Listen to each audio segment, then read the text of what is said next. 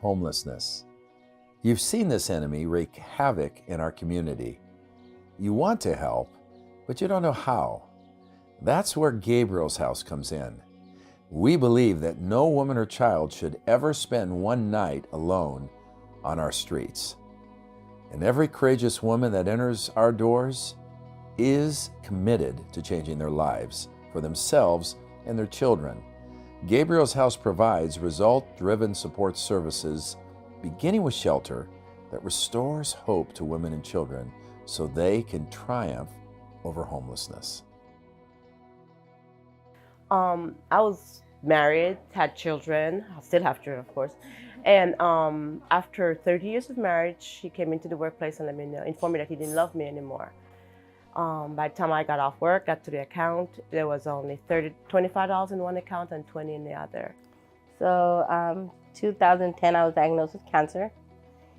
And being a drug addict, I had been clean for about 10 years. And then when I was diagnosed with cancer, I didn't know how to cope with it. So I began using drugs with my husband at the time. And my husband became very abusive, more than he was. It went from verbal to physical daily. I had no faith in human being. I'd lost all trust because I felt like I wasn't wanted by anyone. In 2011, I had my son.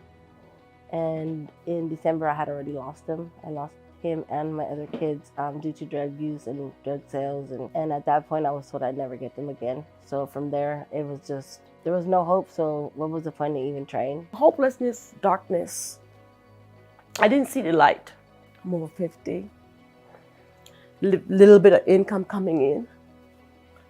What am I going to do?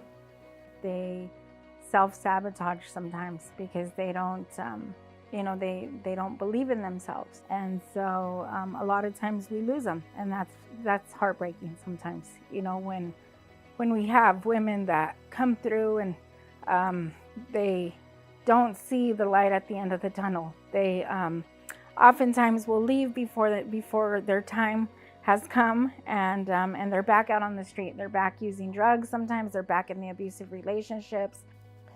I left because I thought I was ready to be in a relationship and it was all good. And then that relationship became abusive.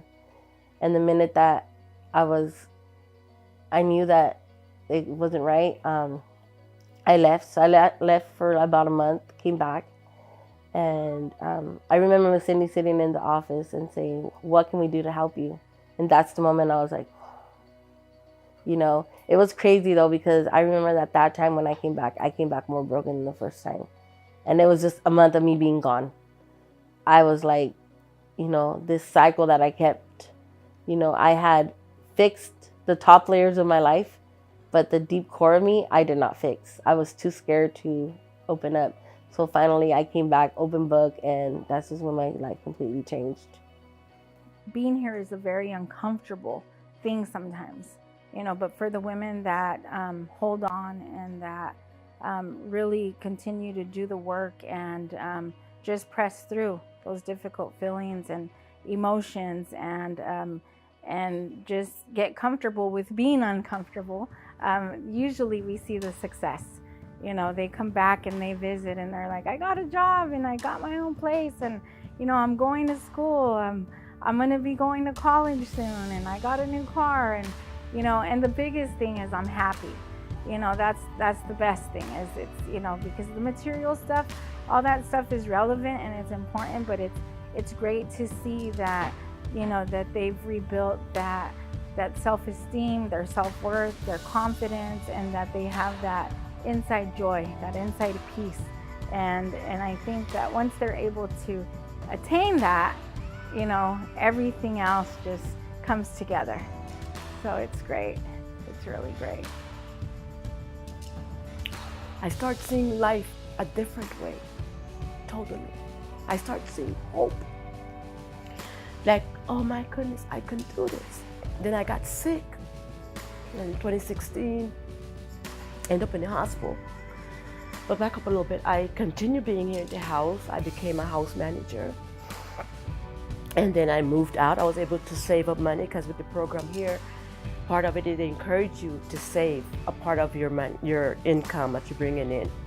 And I was able to save up and save to get a place and move out. And so I moved out, and even though I'd moved out and I got sick, I could still call Miss Cindy and Miss Melanie, and they came and they prayed with me. They visited me. So even though I'd moved away from the Gabriel House, I still had a home. It's my foundation.